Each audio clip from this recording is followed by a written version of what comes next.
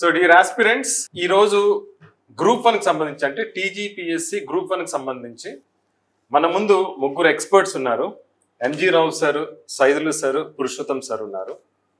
So ఇప్పుడున్న పరిస్థితిలో group 1 సంబంధించి మీ అందరికీ తెలిసిందే, 2 రోజుల క్రితము ఒక జడ్జిమెంట్ వచ్చింది. సింగిల్ జడ్జ్ బెంచ్ ద్వారా ఒక జడ్జిమెంట్ ఇవ్వడం జరిగింది. సో గ్రూప్ 1 ప్రీవియస్ అంటే 2022 గ్రూప్ 1 కి సంబంధించి రీవాల్యుయేషన్ జరగటం లేదా రీ ఎగ్జామ్ జరగటానికి సంబంధించి ఒక జడ్జిమెంట్ ఇవ్వటం జరిగింది. అయితే ఇప్పుడు స్టూడెంట్స్ అభ్యర్థులు ఎవరైతే ఉన్నారో వాళ్ళు ఇప్పటి నుంచి ఏం చేస్తే బాగుంటుంది, ఇప్పుడు చదువుకోవాలన్నా లేదంటే వెయిట్ చేయాలన్నా లేదంటే ఒక నోటిఫికేషన్ కోసం ఇంకొన్ని రోజులు వేచి ఉండాలన్నా, దీనికి సంబంధించి మీ స్టూడెంట్స్ యొక్క డౌట్స్ ఏవైతే ఉన్నాయో వాటన్నిటిని మన ఎక్స్పర్ట్స్ ప్యానల్ ద్వారా నివృత్తి చేసుకుందాము. అయితే మొదటిగా మన ఎంజీ రావు గారు సార్ అడుగుదాము. గ్రూప్ 1లో one of the biggest allegation ఏంటంటే తెలుగు మీడియం అభ్యర్థులకి అన్యాయం జరిగింది అన్న ఒక అపోహ ఉంది. అది నిజంగా అపోహన లేదా నిజంగా అలా ఒక అన్యాయం జరిగిందా, లేదా దీనికి సంబంధించి ఒకవేళ రీ ఎగ్జామినేషన్ జరిగితే అభ్యర్థులు తెలుగులో రాయాలనా లేదా ఇంగ్లీష్లో రాయాలా, దీనికి సంబంధించి సార్ మీ ఒపీనియన్ ఏమంటారు? ఎస్ అండి, ఇప్పుడు తెలుగు మీడియం ఇంగ్లీష్ మీడియంస్లో ప్రిపేర్ అయ్యే అభ్యర్థులకు ఒక పెద్ద కన్ఫ్యూజన్ వచ్చింది. ఎందుకంటే ఇప్పుడు జరిగిన మెయిన్స్ ఎగ్జామ్ తర్వాత తెలుగు మీడియంలో రాయడం వల్లే మేము ఫెయిల్ అయ్యాం అనేది ఒక బలంగా కన్ఫర్మ్ అయిపోయిందండి. ఎందుకంటే TGPSC on the part of TGPSC it committed a biggest blunder as pointed out by the judge. నేను కాదు మీరు కాదు అనే చెప్తున్నారు. మొత్తం తెలుగు మీడియంలో డిస్క్రిమినేషన్ జరిగింది అనేది చెప్తున్నారు.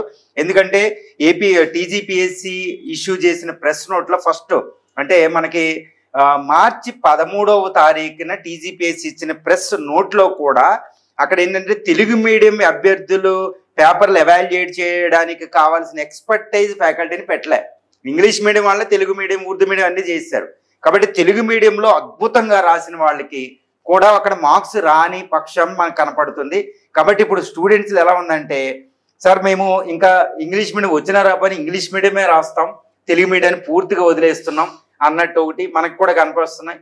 3 నెలల్లో మిమ్మల్ని తెలుగు మీడియంలో ఇంగ్లీష్ మీడియంలో ఎగ్జామ్ రాపిచ్చేస్తాం రండి అన్నట్టు ఒకటి కనిపిస్తుంది. ఇంకా తెలుగు మీడియం బాగా వచ్చిన వాళ్ళు కూడా ఇంగ్లీష్ మీడియానికి వెళ్ళిపోవడానికి సిద్ధపడుతున్నారన్నమాట. సో ఈ నేపథ్యంలో ఈ బ్యాక్డ్రాప్లో మనం ఒక విషయాన్ని చెప్పదలిచానండి. నేను ఇక్కడ ఇంపార్టెంట్ ఇష్యూ ఏంటంటే, మీరు తెలుగు మీడియంలో ఎక్స్పర్టైజ్ అయితే తెలుగు మీడియంలోనే రాయాలి, ఇంగ్లీష్ మీడియం ఎక్స్పర్ట్ అయితే ఇంగ్లీష్ మీడియమే రాయాలి. ఇప్పుడు అసలు విషయమే అది. కోర్టులో ఇంత లీగల్ బ్యాటిల్ జరగడానికి మీడియం డిస్క్రిమినేషనే ప్రధానం అయ్యిందండి. కాబట్టి ఏంటంటే ఈసారి ఎగ్జామ్లో టీజీపీఎస్సీ ఏమి చేయడానికి ఉండదు, మోరల్ రెస్పాన్సిబిలిటీ వచ్చేసింది టీజీపీఎస్సీకి.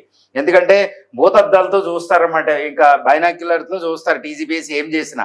వాళ్ళు ఏం చేయలేరు, ఎందుకంటే తెలుగు మీడియంలో రాసుకోండి. ఎందుకంటే ఒక్కటి చెప్తాను వినండి, ఎవరైనా ఇంగ్లీష్ మీడియంలో కానీ తెలుగు మీడియంలో కానీ ఆయా బ్యాక్గ్రౌండ్లో రెస్పెక్టివ్ బ్యాక్గ్రౌండ్లో చదివిన తర్వాత వేరే మీడియానికి ట్రాన్సిషన్ అవ్వడం అనేది ఇట్స్ హైలీ ఇంపాసిబుల్ అండి. మీ ఎంటైర్ క్యాపబిలిటీ కూడా మీరు దాన్ని చెప్పలేరు. కాబట్టి తెలుగు మీడియం వాళ్ళే తెలుగు మీడియం రాయాలి, ఇంగ్లీష్ మీడియమే రాయాలి. అంతేగాని ఇది జరుగుతుంది మళ్ళీ జరిగే అవకాశాలు ఉండవు. ఈసారి చాలా వాళ్ళ మీద చాలా నిఘా ఉంటుందండి, చాలా విజిల్ ఉంటుంది, జ్యుడిషియరీ ఉంది. కాబట్టి తెలుగు మీడియం వచ్చిన వాళ్ళు తెలుగు మీడియం ఉండాలి.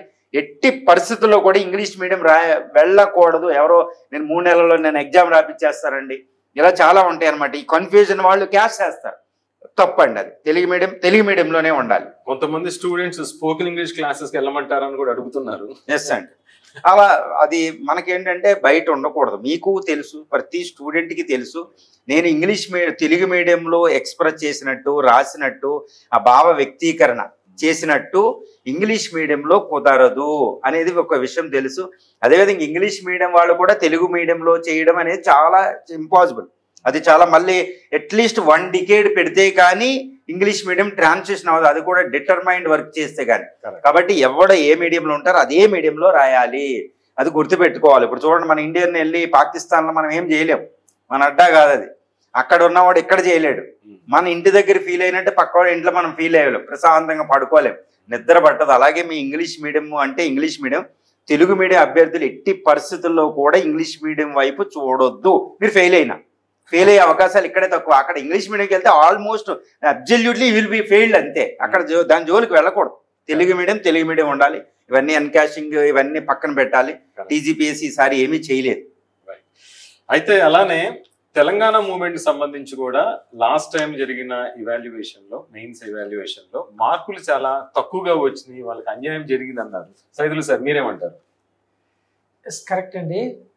తెలంగాణ ఉద్యమం సిలబస్ పేపర్ మీద చాలా అద్భుతమైనటువంటి సమాధానాలు రాయగలిగినటువంటి ఆస్పిరెంట్స్ నేను 100 మందిని చూశాను. వాళ్ళు మన దగ్గర మెంటార్షిప్కి, టెస్ట్ సిరీస్కి వచ్చినప్పుడు అద్భుతమైనటువంటి సమాధానాలు రాశారు. వాళ్ళకి ఇప్పుడు మొన్న మెయిన్స్లో చూసుకుంటే 36, 40, 42, 48 ఉన్నాయి. మ్యాక్సిమం 60 మార్క్స్ క్రాస్ అయినటువంటి వాళ్ళు ఎవరూ లేరు. తెలంగాణ మూవ్మెంట్లో పర్ఫెక్ట్గా ఎవాల్యుయేట్ చేస్తే 100+ స్కోర్ వచ్చేటటువంటి విద్యార్థులు చాలామంది ఉన్నారు.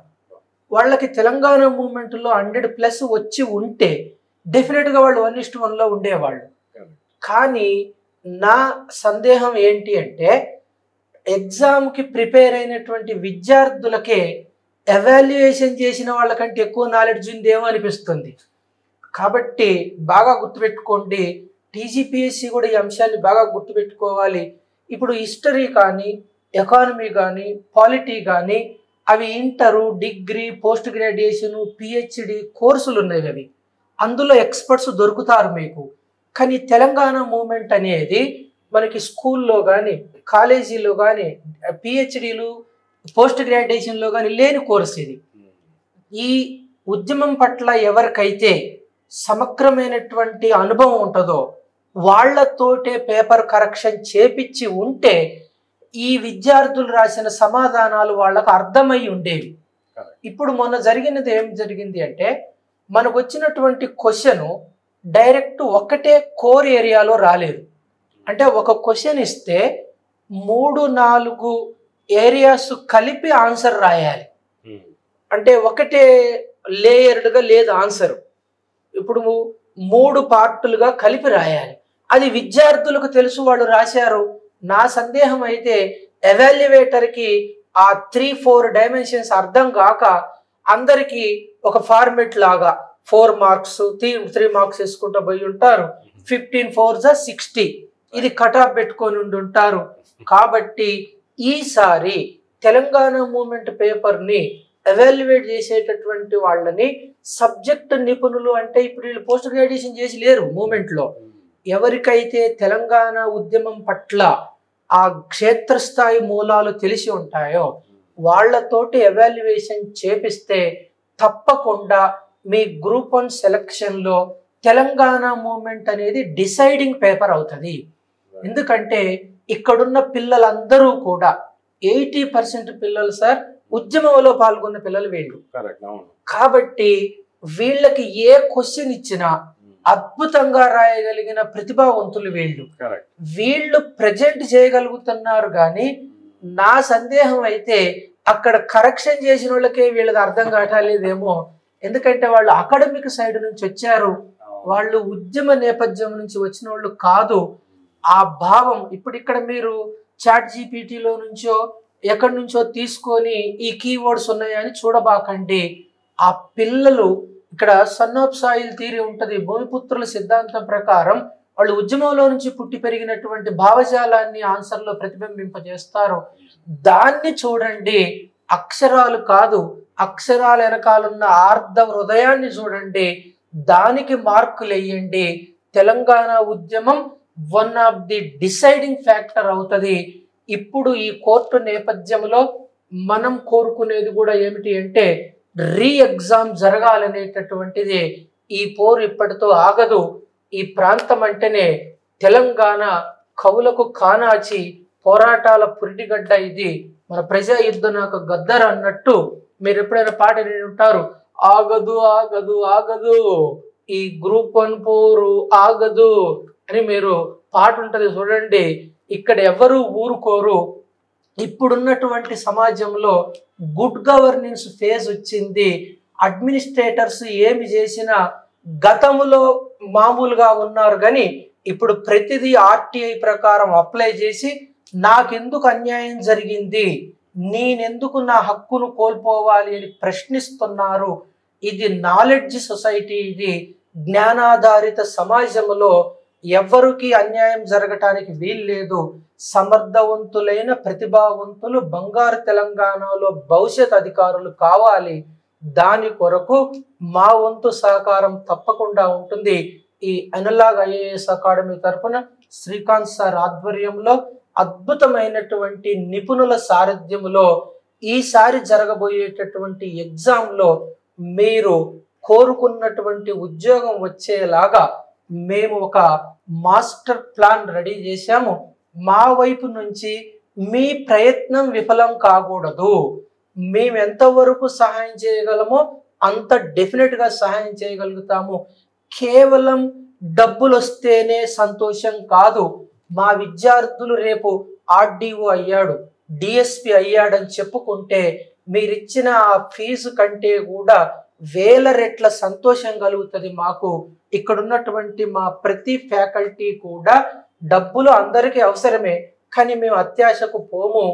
మీ విజయంలో మా వంతు పాత్ర కోసము ఒక టీమ్గా ఏర్పడి శ్రీకాంత్ సార్ ఆధ్వర్యంలో మేము ఈసారి ప్లాన్ చేస్తున్నాం. మీకు ఏ సందేహాలున్నా మీరు 1-to-1 వచ్చి ఇంటరాక్ట్ అవ్వచ్చు. ఖచ్చితంగా మేము మీ సందేహాలకి నివృత్తి చేస్తాము. ఇలా తెలంగాణ ఉద్యమం మాత్రము చాలా చాలా క్రియాశీలక పాత్రను పోషించింది. ప్రతిసారి ఒకే తప్పు జరగదు. ఈసారి మీరు జాగ్రత్తగా ఉండండి. తెలంగాణ ఉద్యమంలో పాల్గొన్న విద్యార్థులు మీకు ఈసారి తెలంగాణ ఉద్యమంలో 100+ మార్క్స్ వస్తాయి. మీ జాబ్ డిసైడింగ్ పేపర్ తెలంగాణ ఉద్యమం అవుతుంది. దానికి మా వంతుగా మేము సహకారం అందిస్తాం సార్. మీ సారథ్యంలో పిల్లల్ని విజయ తీరాల వైపు నడిపిద్దాం సార్. తప్పకుండా. Thank you so much. అయితే పురుషోత్తం సార్. నమస్తే అందరికీ సార్. పురుషోత్తం సార్, అయితే ఇప్పుడు స్టూడెంట్స్ తో మీరు చాలా దగ్గరగా మీకు అనుబంధం ఉంటుంది. ఎందుకంటే మీరు చాలా స్టూడెంట్ కమ్యూనిటీస్ తో దగ్గరగా ఉంటారు, స్టూడెంట్ యూనియన్స్ తో ఉంటారు. సో మన తెలంగాణ రాష్ట్రంలో ఎంతో మంది స్టూడెంట్స్ మీ ఫాలోయర్స్ ఉన్నారు, మీరు చాలా దగ్గరగా ఉంటారు. అయితే ఇప్పుడున్న పరిస్థితుల్లో స్టూడెంట్స్ వాళ్ళ పర్స్పెక్టివ్ ఎలా ఉంది, వాళ్ళు ఆలోచించే విధానం ఎలా ఉంది అంటే మీ అబ్జర్వేషన్స్ ప్రకారము, ఎందుకంటే 2 రోజుల క్రితమే మనకి జడ్జిమెంట్ రావడం జరిగింది, ఈ టైంలో వాళ్ళు ఏమనుకుంటున్నారు సార్? ఇప్పుడు సార్ ఎక్కువగా పిల్లల నుండి నాకు వస్తున్న కాల్స్ కావచ్చు, వచ్చి కలిసిన వాళ్ళు అసలు ఎగ్జామ్ పెడితే ఎలా ఉంటుంది, మళ్ళీ మేము రాయగలుగుతామా లేదా, రాస్తే నాకు గతంలో సార్ అన్నట్టు 60 మార్కులు వచ్చిన దానికి మరి 70 వస్తాయా, మళ్ళీ 50 వస్తే మళ్ళీ వెనక్కి పోతానా, మళ్ళీ నేను మధ్యలో ఇప్పుడు జాబ్ చేస్తున్నా కదా, ఈ టైంలో మళ్ళీ నేను అన్ని మర్చిపోయి ఉంటాను కదా, మళ్ళీ ఇప్పుడు సడన్ గా వచ్చి చదవాలంటే ఏం చేయాలి సార్ అని చెప్పేసి, అసలు ఇది ఎన్ని నెలల వరకు కొనసాగుతుంది అని చెప్పేసి తర్జన భర్జన అయితే ఉంది సార్. కానీ మన సార్ చెప్పినట్టుగా మెయిన్స్ అనేది పెడితేనే పూర్తి స్థాయిలో అంటే మళ్ళీ ఎలాంటి కోర్టు కేసులకు తావు లేకుండా ఉంటుంది అని చెప్పేసి స్టూడెంట్స్ అందరు కూడా అదే భావిస్తున్నారు సార్. మనం కూడా అంటే వాళ్ళకి ఇచ్చే టీజీపీఎస్సీకి ఇచ్చే సలహా కూడా అదే. ఎందుకంటే తిరిగి మళ్ళీ అప్పుడు వాళ్ళు ఇప్పుడు రీఇవాల్యుయేషన్ చేస్తే నమ్మకం ఉండదు. ఆల్రెడీ వాళ్ళ మనసులలో మళ్ళీ ఇంకెవరైనా రీఇవాల్యుయేషన్ టైంలో కూడా ఇంకేమైనా ఇచ్చి దాన్ని మ్యానిపులేట్ చేయొచ్చేమో అన్న ఒక భావన అనేది ఏర్పడింది. అందుకోసం ఎగ్జామ్ అనేది కండక్ట్ చేయాలని వాళ్ళు అనుకుంటున్నారు సార్. Fine sir. అయితే ఇప్పుడు ఒకవేళ ఎగ్జామినేషన్ కండక్ట్ చేశారు అనుకుంటే ఆల్మోస్ట్ ఒక 563 మంది స్టూడెంట్స్ ఆల్రెడీ వాళ్ళకి సర్వీస్ రావటం జరిగింది. వాళ్ళందరూ మెరిటోరియస్ స్టూడెంట్స్.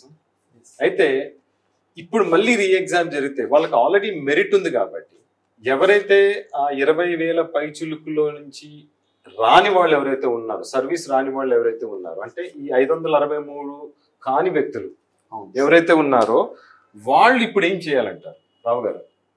ఎస్ అండి, ఇప్పుడు 563 మంది సెలెక్ట్ అయ్యారు. వాళ్ళని ఇప్పుడు ఏంటంటే కోర్టు ఆ మెయిన్స్ ఆ జిఆర్ఎల్ను కూడా క్యాన్సిల్ చేసేసింది. ఇప్పుడు సింగిల్ బెంచ్ మళ్ళా డివిజన్ బెంచ్కి వెళ్తే వాళ్ళకి ఏదైనా హోప్ వస్తేనే ఉంటది. ఇప్పుడు అంతకు ముందు అంటే 30,000 పైచీలకు అంటే 30,000 ప్లస్ ఎంటైర్ లో ప్రిలిమ్స్ వాళ్ళు సెలెక్ట్ అయ్యారు. 563 × 50 రేషియో. ఇప్పుడు కానీ ఫైనల్గా ఎగ్జామ్ అటెండ్ అయింది అరౌండ్ 65%, 21,000 అటెండ్ అయ్యారు. సో 10,000 పీపుల్ రాయలేదు. అప్పుడు ప్రధాన కారణం ఏంటంటే ఎగ్జామ్ క్యాన్సిల్ అవుద్దా అనేది ఒకటి ఉద్యమం జరగడం. రెండోది గ్రూప్ 2 ఎగ్జామ్ దగ్గర పెట్టడం వల్ల గ్రూప్ 2తో పాటు ఈ గ్రూప్ 1 ఫిలిమ్స్ అయిన వాళ్ళు ఎవ్వరు కూడా ఆల్మోస్ట్ ఎగ్జామ్కి అటెండ్ అవ్వాలి. ఇప్పుడు 563 మంది అనేది ఇక్కడ ఇష్యూయే కాదండి. ఇప్పుడు ఎవరైనా మళ్ళీ రీ ఎగ్జామ్ పెడితే మళ్ళీ 31,000కి అవకాశం ఉంటుంది. అంతకుముందు మెయిన్స్ రాసినోడే మళ్ళీ మెయిన్స్ రాయాలనేది ఏమి లేదు. అంతకుముందు ఫిలిమ్స్ ఇప్పుడు కోర్టు క్లియర్ గా ఉన్నట్టు ఆల్మోస్ట్ ఉంది.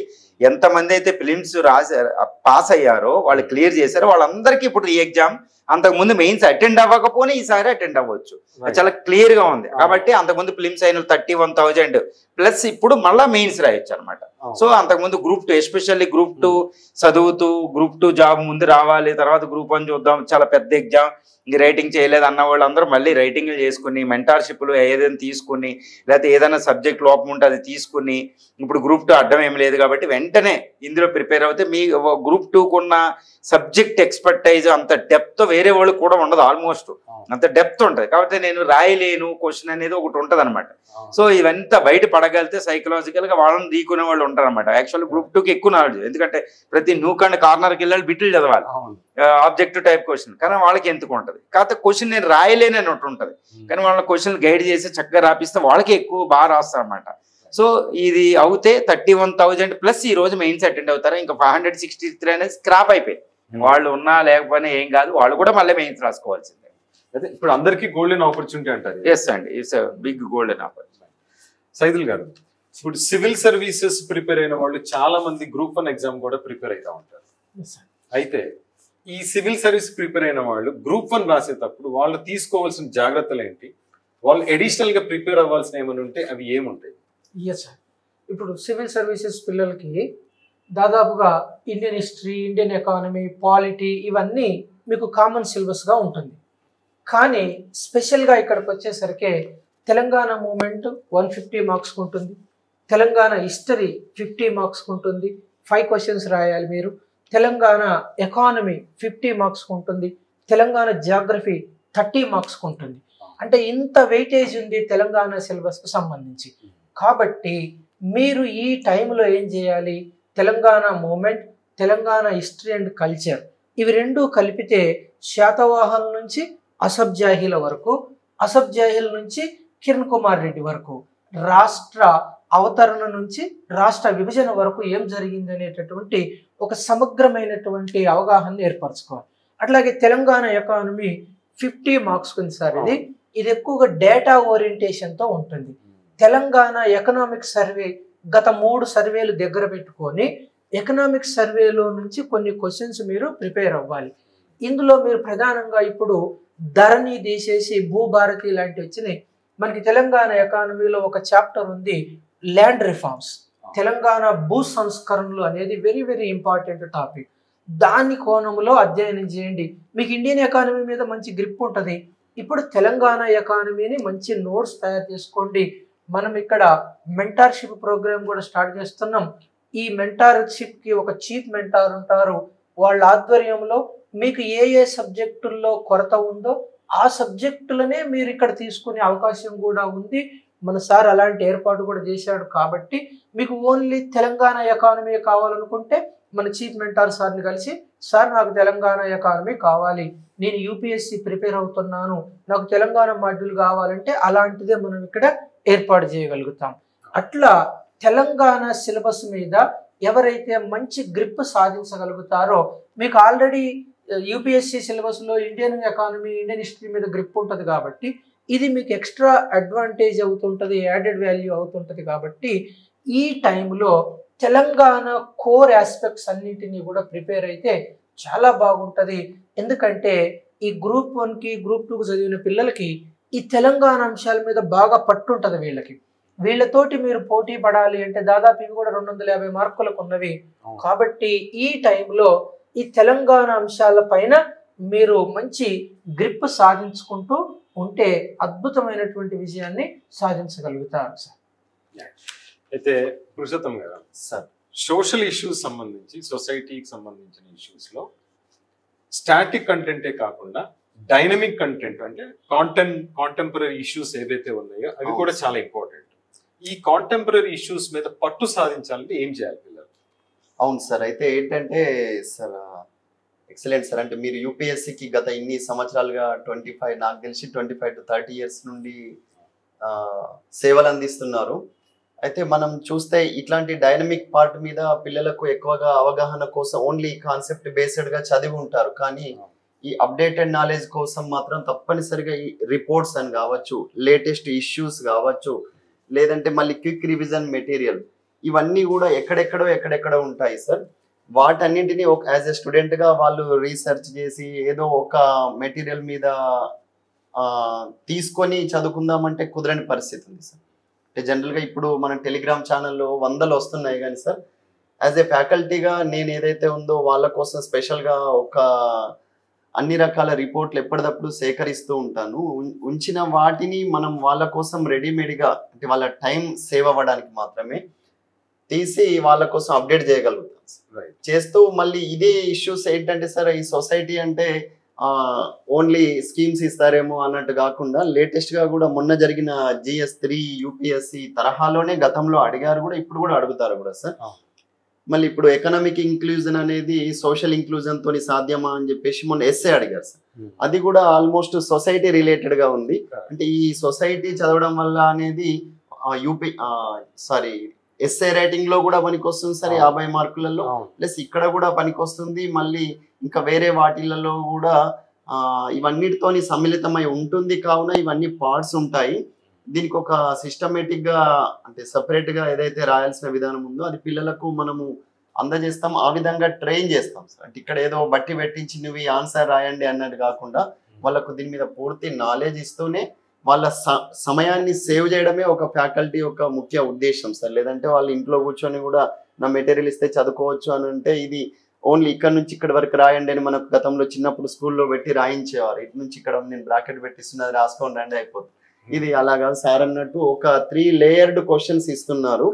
సో అలాంటి వాటిని ఆన్సర్ రాయాలంటే కంపల్సరీ ఒక ఎక్స్పర్ట్ ద్వారా వాళ్ళు ఏ విధంగా రాయొచ్చు అనేది తెలుసుకోవాలి. మరి కంపల్సరీ గవర్నెన్స్, సొసైటీ పార్ట్, నాకు తెలిసి నా పార్ట్ విషయంలో సార్ ఏదైతే ఉందో సొసైటీ పార్ట్, అది డైనమిక్ పార్టే ఉంటుంది. డైరెక్ట్ గా కుటుంబం ఎన్ని రకాలు, కులం ఎన్ని రకాలు, జాతుల వర్గీకరణ తెలియజేయండి అని అడగరు కూడా సార్. అలాంటివి ఇప్పుడు మొన్న కూడా అలానే అడిగారు. అంటే ఫ్యామిలీలో లేటెస్ట్ డైనమిక్ చేంజెస్ ఏమొస్తున్నాయి, దానికి గల కారణాలు ఏంటి, మరి ఇది ప్రజెంట్ ఉన్న సొసైటీలో వాల్యూ సిస్టమ్ ఏమైనా అడ్రస్ చేస్తుందా, లేదంటే దాన్ని ఇంకా డిగ్రేడ్ చేయబోతుందా, సాంస్క్రిటైజేషన్ మీద ఎలాంటి ఎఫెక్ట్ పడుతుంది, ఇట్లాంటి అన్ని కూడా అన్ని కోణాలలో ఆలోచించి రాయాల్సి ఉంటుంది. దీనికోసము అలాంటి డైనమిక్ ఫ్యాకల్టీ అని నాకు పేరు కూడా ఉంది. ఆ పేరుతో పాటు మీరు దీన్ని మీకు తప్పనిసరిగా అందిస్తాము. Thank you so much sir. అయితే ఇందాక మన ఎక్స్పర్ట్స్ చెప్పినట్టు ఈ గ్రూప్ 1 ఎగ్జామినేషన్ ఏదైతే ఉందో దానికి సంబంధించిన క్వశ్చన్స్ అన్నది డైరెక్ట్ క్వశ్చన్స్ కాకుండా ఒక డీపర్ లెవెల్లో డిఫరెంట్ లేయర్స్లో అడుగుతున్నారు. కాబట్టి అంటే ఆల్మోస్ట్ యూపీఎస్సి లెవెల్ కొన్ని క్వశ్చన్లు అయితే యూపీఎస్సి కన్నా పై స్థాయిలో అడగటం జరిగింది. ఇలాంటివి ప్రిపేర్ అవ్వాలి అంటే మనం పుస్తకాలు ముందు పెట్టుకొని చదివితే సరిపోదు. మన సార్లు చెప్పినట్టు మెంటర్షిప్ అన్నది చాలా అవసరం. అయితే మెయిన్ ప్రశ్న ఏంటంటే ఇక్కడ కన్ఫ్యూజన్ కూడా చాలా మంది స్టూడెంట్స్కి, అసలు మెంటర్షిప్ ప్రోగ్రామ్ అంటే ఏమిటి, ఈ మెంటర్షిప్ ప్రోగ్రామ్ ఏ విధంగా మనం సెలెక్ట్ చేసుకోవాలి, లేదా ఒక మంచి మెంటర్ ఎవరు, మనం ఒక ప్రోగ్రామ్ని సెలెక్ట్ చేసుకునేటప్పుడు ఎలాంటి పారామీటర్స్ని చూసుకొని మనం ఒక మెంటర్షిప్ ప్రోగ్రామ్ని సెలెక్ట్ చేసుకోవాలి? రావు సార్. ఎస్ అండి, ఇప్పుడు మెంటార్షిప్ అనేది, అంటే మెంటార్షిప్ అంటే వర్డ్కి కరెక్ట్ అర్థం ఏంటంటే టోటల్ గైడెన్స్, ఓల్ గైడెన్స్ ఇవ్వాలి. అంటే రైట్ ఫ్రమ్ ది క్వశ్చన్ నుంచి లాస్ట్ ఎవాల్యుయేషన్, ఫీడ్బ్యాక్, ఎవ్రీథింగ్ ఉండగలగాలన్నమాట. ఇప్పుడు ఇక్కడ ప్రాబ్లం ఏముందంటే how to making of the question అంటారు. ఒక క్వశ్చన్ అనేది యూపీఎస్సి స్టాండర్డ్ దాటేసింది. ఆల్మోస్ట్ టీజీపీఎస్సీ అయినా, ఏపీపీఎస్సీ అయినా, యూపీఎస్సి స్టాండర్డ్స్ క్వశ్చన్ వచ్చేస్తున్నాయి. ఫర్ ఎగ్జాంపుల్ డిస్కషన్ అంటే ఏంటి, ఎలిసిడేషన్ అంటే ఏంటి, ఎక్స్ప్లెనేషన్ అంటే ఏంటి, ఇలా 30 వర్డ్స్ ఉంటాయండి. ఈ వర్డ్స్కి మీనింగ్లు తెలుసుకోవాలి, డిఫరెన్షియేషన్ తెలుసుకోవాలి, డిస్కస్ అంటే ఏం రాయాలి, ఇలా ఉంటుంది అనమాట. తెలుగులోనే డిస్కస్ అంటే మళ్ళీ ఈ కింద చూసుకోవాలి, తెలుగు పదాలు కరెక్ట్గా తెలుసుకోవాలి, ఎందుకంటే వాడు ఇంగ్లీషు తెలుగు ట్రాన్స్లేషన్ ఉంటాయి. So making of the question అనేది కరెక్ట్ ఎక్కడ ఉందో చూసుకోవాలి. తర్వాత ఈ క్వశ్చన్ని ఎవాల్యుయేషన్ ఎవరు చేస్తున్నారు, ఎవరన్నా ఎవరు చేస్తున్నారు అనేది విజిబుల్గా తెలియాలి. ఎవరెవరో అక్కడ తెలియని వాళ్ళు ఇన్విజిబుల్గా ఎవరెవరు చేస్తున్నారు. మన రీడింగ్ రూమ్లో మన పక్కోడే మన పేపర్ తీసే పరిస్థితులు ఇక్కడ ఉన్నాయి. అలాంటి పరిస్థితిని మనం అవాయిడ్ చేయాలి. సో 1-to-1 అనేది ఎవాల్యుయేషను ఎవరైనా చేయించుకుంటే 1-to-1 చేయించుకోవాలి. క్వశ్చన్ రాసింది 4 రోజులు మన పేపర్ రావడం కాదండి, క్యూలో ఉండి ఈ రాసిన తర్వాత వెంటనే నెక్స్ట్ డేకి మన పేపర్ ఉండగలగాలి. తర్వాత ఈ క్వశ్చన్ మనం రాసిన దాన్ని ఫీడ్బ్యాక్తో పాటు ఆ క్వశ్చన్ ఓవరాల్గా మోడల్ క్వశ్చన్స్ అనేది, ఆ మోడల్ క్వశ్చన్ ChatGPT నుంచి వాటి నుంచి డౌన్లోడ్ చేయడం కాదు, నీట్గా తయారు చేయడం. అట్లీస్ట్ స్ట్రక్చర్ అని ఇవ్వగలగాలి. మోడల్ స్ట్రక్చర్ ఇచ్చినా చాలు, స్టూడెంట్ గ్యాదర్ చేసుకుంటాడు. It is an informative, sir ఇందాక చెప్పినట్టు, నో ప్రాబ్లం. తర్వాత ఏంటంటే దీనికి ఎక్స్ప్లెనేషన్ కావాలి. ఎవరైతే క్వశ్చన్ మేకింగ్ చేశారో వాళ్ళే ఎక్స్ప్లెనేషన్ ఇవ్వడం వల్ల ఒక కొరిలేషన్ ఉంటుంది అనమాట, స్టూడెంట్కి ఈజీగా ఉంటుంది. ప్రతిదానికి ఏంటంటే క్వశ్చన్ తయారీ ఒకటి, క్వశ్చన్ ఎవాల్యుయేషన్ అనేది ఒకటి 1-to-1 లెవెల్లో, అది ఎక్స్పర్టైజ్ ఫ్యాకల్టీతో. తర్వాత ఎక్స్ప్లెనేషను, మోడల్ క్వశ్చన్, ఇలా 4 phases వస్తుందన్నమాట. వచ్చిన తర్వాత మళ్ళీ దీనికి 5th phase ఏంటంటే కరెక్ట్ షెడ్యూల్ ఉండాలి. ఏది రాస్తున్నాం మళ్ళీ ఎంటైర్ సిలబస్ని కవర్ చేయాలి. ఈ సబ్జెక్ట్లో నాకు బాగా వచ్చింది, ఈ సబ్జెక్ట్ నాకు బాగా అలా ఉండకూడదు. కొన్ని ప్రెజుడిసెస్ ఉంటాయి, కొన్ని ప్రాబ్లమ్స్. నేను సివిల్ సర్వీస్ కోచింగ్ తీసుకున్నా, నేను ఎస్ఏ విన్నానంటే ఇక్కడ గ్రూప్ 1 ఎస్ఏ డిఫరెంట్ ఉంటుంది. ఎస్ఏ బాగా నాకు వచ్చిందన్నవాడికి బాగా మార్క్స్ రావు, రానోడికి బాగా వస్తాయి. ఇలా జనరల్ ఎస్ఏ ప్రాబ్లమ్స్ ఉంటాయి. తెలంగాణ మూమెంట్ ఒక ప్రాబ్లం ఉంటుంది, సోషల్ ఇష్యూస్ ఒక ప్రాబ్లం ఉంటుంది, ఎకానమీ డిఫరెంట్ ఉంటుంది. కానీ ఎంటైర్ గైడెన్స్లో ఏంటంటే ఆ ఓవరాల్గా 6 పేపర్స్ని కరెక్ట్గా గైడ్ చేస్తే, దాన్ని ష్రింక్ చేస్తే 100% ఉన్న సిలబస్ని ఇలా ష్రింక్ చేయొచ్చు అనమాట. 50% సిలబస్ లేవచ్చు, తక్కువ టైంలో లేకపోవచ్చు. సో అల్టిమేట్గా డిసైడ్ చేసేది అనమాట how much subject that you know, that is not at all important అండి. హౌ మీరు ఎంత ఎఫెక్టివ్గా ప్రజెంట్ చేస్తున్నారు అనేది ఇంపార్టెంట్. ఇది కాంపిటేటివ్ ఎగ్జామినేషన్, అది తక్కువ టైంలో చాలా కన్సైజ్గా అవజేయగలగాలి. So mentorship is nothing but the entire guidance. అంతేగాని నాకు ఇది వచ్చు అనేది కాదనమాట. ఎంటైర్ గైడ్ చేసుకుంటే వెళ్ళిపోవాలి, ఓవర్ ఏ పీరియడ్ ఆఫ్ టైంలో అది కంప్లీట్ చేసేయాలి. అది మెంటార్షిప్ లక్షణం. Right sir. సైలు సార్, ఇప్పుడు ఆల్రెడీ ప్రిపేర్ అయ్యి గ్రూప్ 1కి బాగా ప్రిపేర్ అయిన వాళ్ళు చాలా మంది ఉన్నారు. ప్లస్ ఇప్పుడు ఒకవేళ కొత్త నోటిఫికేషన్ వచ్చినా లేదా రీమెయిన్స్ ఎగ్జామినేషన్ జరిగినా కానీ ఇప్పుడు చాలా మంది కొత్త వాళ్ళు మళ్ళీ ప్రిపరేషన్ స్టార్ట్ చేస్తారు. అంటే కొత్తగా ప్రిపేర్ అయ్యే వాళ్ళు ప్లస్ ఆల్రెడీ ప్రిపరేషన్ అయిపోయిన వాళ్ళు, వీళ్ళందరూ ఉంటారు ఇప్పుడు. సో ఇద్దరు సెపరేట్ గా ఎలాంటి జాగ్రత్తలు తీసుకోవాలి, లేదా ఎలాంటి ప్రిపరేషన్ చేస్తే నెక్స్ట్ రాబోయే కొత్త నోటిఫికేషన్ అయినా కానీ, లేదా ఇప్పుడు ఒకవేళ జరిగితే రీమెయిన్స్ ఎగ్జామ్ జరిగితే వీళ్ళు సక్సెస్ సాధించగలుగుతారు? Yes sir, good question sir. ఇప్పుడు మనకి సాధారణంగా విద్యార్థులు ఎట్లుంటారంటే, నా కోచింగ్ అయిపోయింది, నేను నెంబర్ ఆఫ్ బుక్స్ చదివాను, నాకు అంతా తెలుసు అనే వర్గం ఒకటి ఉంటుంది.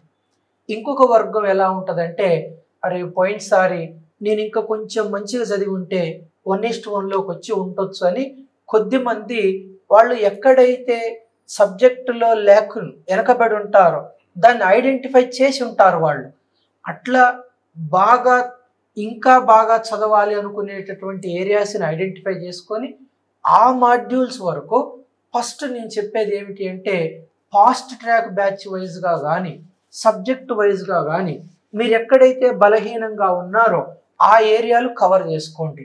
దాంతోపాటు ప్యారలల్గా senior students mentorship test series ప్రోగ్రామ్ని రాస్తూ ఉండండి.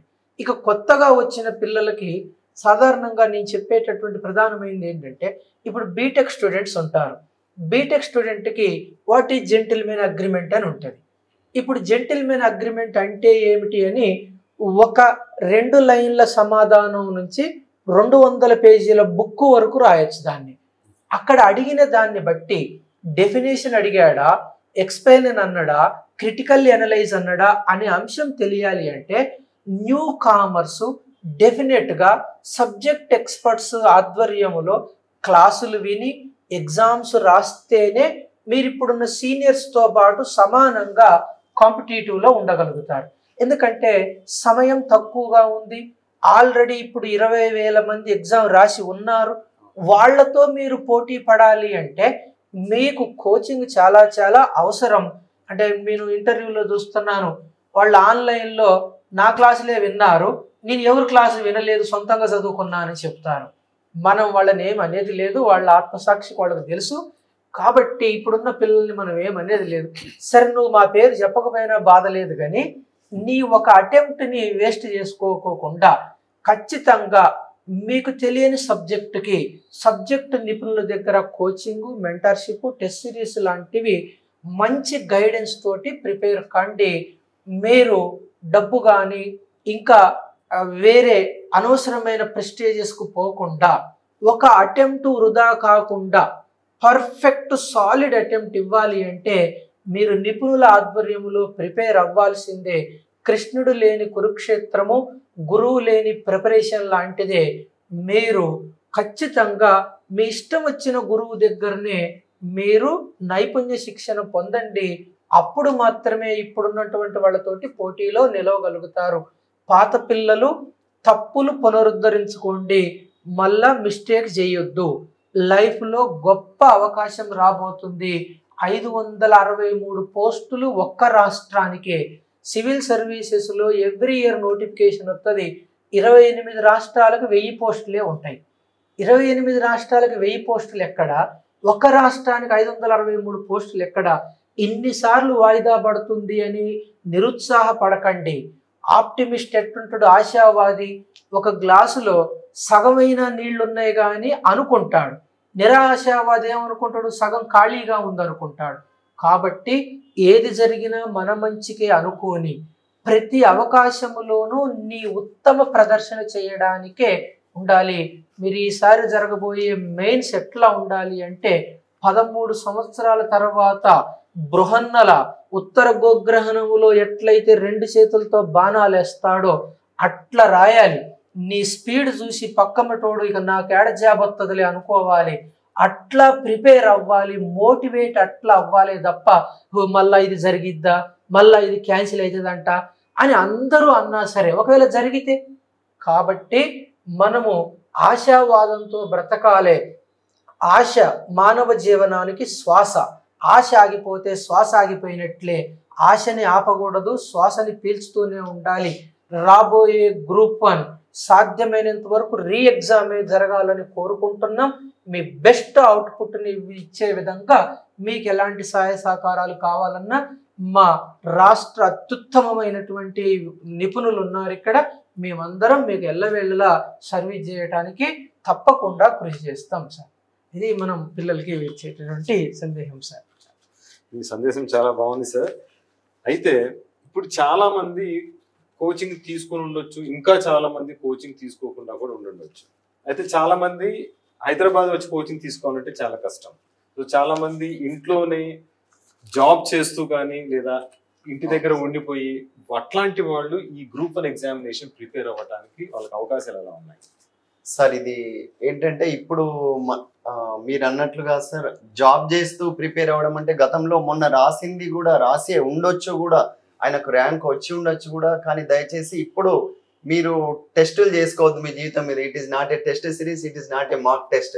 ఇది ఏంటంటే రియల్గా మళ్ళీ వచ్చిన ఒక సువర్ణ అవకాశంగా భావించి అవన్నీ ఒక 3 నెలలు పక్కన పెట్టేసి ఇంకా అవసరమైతే 6 నెలలు అయినా. ఎందుకంటే ఇది మన గ్రూప్ 1 గోల్ అనేది ఎట్లా అంటే ఒక్కసారి మనం ఇంకా లవ్ చేస్తే ఇంటర్మీడియట్లో లవ్ చేసిన అమ్మాయిని ఇంకోసారిగా నేను పెళ్లి చేసుకున్నాక వదలా అని ఎట్లా అనిపిస్తుందో ఒక తెలియని వయసులో అది ఒకటి మనసులో నాటుకుపోయి ఉంటుంది. అది మళ్ళీ ఇదే ఒక చివరి అవకాశం. ఎందుకంటే 44 ఇయర్స్ వచ్చిన వాళ్ళకు కూడా రాసే అవకాశము అనేది ఉంది కాబట్టి సార్ ఈ అవకాశం అనేది మళ్ళీ మిస్ కావద్దు అంటే తప్పనిసరిగా మీరు లీవ్ పెట్టాల్సిందే. అఫ్ కోర్స్ కొన్ని స్ట్రగుల్ అయితే మీరు ఆల్రెడీ 2 ఇయర్స్ వరకు ఏదైతే పాత లీవ్స్ వాడుకున్న వాళ్ళు ఉన్నారు, ఎరియర్స్ అనేది ఇంకా రాకుండా ఉన్న వాళ్ళు కూడా ఉన్నారు.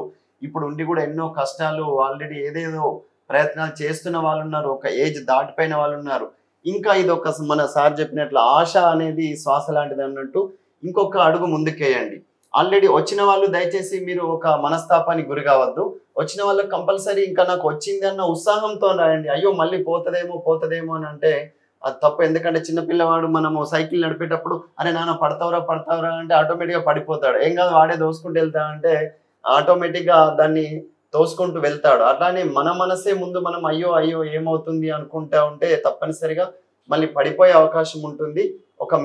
ఒక అడుగు మీరు ముందు వేస్తే చాలు. మన అనలాగా IAS నుండి మీకు ఫుల్ సపోర్ట్ ఒక మొత్తం 100% ఓవరాల్ గా మీకు అన్ని రకాలుగా మీరు వచ్చి కూర్చుంటే చాలు, మీకు తప్పనిసరిగా మా సైడ్ నుండి మీదే ఏదైతే ప్రాబ్లం ఉందో అది మన ఇందాక సార్ చెప్పినట్టు, గంగాధర్ సార్ చెప్పినట్టు, ఈ మెంటర్షిప్ అంటే ఏదో ఒకసారి మెయిన్స్ రాసిన వ్యక్తితో రాసి చూయించేది కాదు. ఇక్కడ 1-to-1 మీ గురించి చెప్తామంటే నా దగ్గర వచ్చే వాళ్ళ గతంలో చూశాను సార్. అంటే ఒక ప్రభుత్వ ఉద్యోగం చేస్తూ కూడా సిటిజన్ చార్టర్ గురించి రాయండి అంటే రాయలేకపోయారు. గవర్నెన్స్ బుక్ లో ఉన్న సిటిజన్ చార్టర్ అంటే ఏంటి అని చెప్పేసి రాశారు. లేటెస్ట్ ఏమవుతుంది అంటే ఈ రోజే న్యూస్ పేపర్ లో వచ్చింది సార్. ఏంటంటే మనం పోలీసులు ఏం చేస్తున్నారంటే వాళ్ళకు వాట్సాప్ లోనే ఈ FIR కాపీ కూడా ఇవ్వబోతున్నారు. ఇట్లాంటి లేటెస్ట్ అప్డేట్ ఒక్క మార్కు రాస్తే గుడ్ గవర్నెన్స్ అంటే ఏంటి అని చెప్పేసి ఎన్నో యాప్స్ వచ్చినాయి. రైతన్నలు అని చెప్పేసి ఈ AI రిలేటెడ్ గా ఎన్నో మనకు అంటే డోర్ స్టెప్ లోనే సర్వీసులు అందిస్తున్నారు గవర్నమెంట్. అట్లాంటి వాటిని అప్డేటెడ్ గా రాస్తే ఇంకా హౌ బ్యూటిఫుల్, ఇంకా మీరు ఇంకా మోర్ పాయింట్స్ యాడ్ చేస్తూ రాయగలగరు అన్నదాన్ని మనం ఇక్కడ చెప్పగలుగుతాము. అంటే winners don't do different things, they do things different అని అంటారు. యూ కెన్ విన్ అనే బుక్ లో మీరు అందరూ చదివి ఉండొచ్చు. అట్లాంటిది మేము ఇక్కడ నేర్పించగలుగుతాం. లేదంటే మళ్ళీ సేమ్ 1వ పాయింట్ 2వ పాయింట్ 3వ పాయింట్ అనుకుంటా రాసుకొని వెళ్ళి అక్కడ ఇవ్వడం కాదు. దీనికి ఒక వే ఆఫ్ స్టైల్ అనేది ఉంటుంది, ఆర్ట్ ఆఫ్ రైటింగ్ అనేది ఉంటుంది. దాని గురించి మేము ఆల్రెడీ కొన్ని సంవత్సరాల నుండి నేర్చుకొని మీకు చెప్పాలన్న ఉద్దేశంతోనే ఇక్కడ ఉన్నాం. కావున దీన్ని మీరు తప్పనిసరిగా సద్వినియోగం చేసుకోండి. ఇంట్లో ఉండి ఒకవేళ మీరు అక్కడే జాబ్ చేస్తూ చదువుతారు అని అంటే ఎంతకైనా డీవియేట్ అవుతాం. డబ్బులు కావాలన్నా, నాకు ఇటు చదువు కావాలన్నా అంటే ఒక్కోసారి డబ్బు వస్తుంది అన్నప్పుడు ఆటోమేటిక్గా టైం అనేది అవుతుంది. కాబట్టి ఓవర్ కాన్ఫిడెన్స్ అనేది ఉండకూడదు. అది ఒక స్టేజ్లో డిగ్రీలో అప్పుడప్పుడు ఇంటర్మీడియట్లో ఉంటుంది, కానీ ఇప్పుడు దయచేసి ఓవర్ కాన్ఫిడెన్స్ అనేది తగ్గించుకొని కాన్ఫిడెంట్గా రియలిస్టిక్గా ఉంటే బాగుంటుంది అన్నది సార్ నా యొక్క పర్సనల్ అభిప్రాయం సార్. Thank you so much sir. Thank you so much Rao గారు. Thank you so much Sailu sir and Purushottam sir. So students, ఈరోజు ఏంటంటే మీరు నిరుత్సాహపడకుండా రీఎగ్జామినేషన్ జరిగినా, రీనోటిఫికేషన్ వచ్చినా మీ ప్రిపరేషన్ మాత్రం ఆపకండి. సార్ వాళ్ళు ఇచ్చిన ఇన్స్పిరేషన్తో, మోటివేషన్తో మనము చదువుదాము, ఖచ్చితంగా గ్రూప్ 1 జాబ్ సాధిద్దాము. అండ్ దీంతో ఈ ప్యానల్ డిస్కషన్ ముగిస్తున్నాము. Thank you so much sir.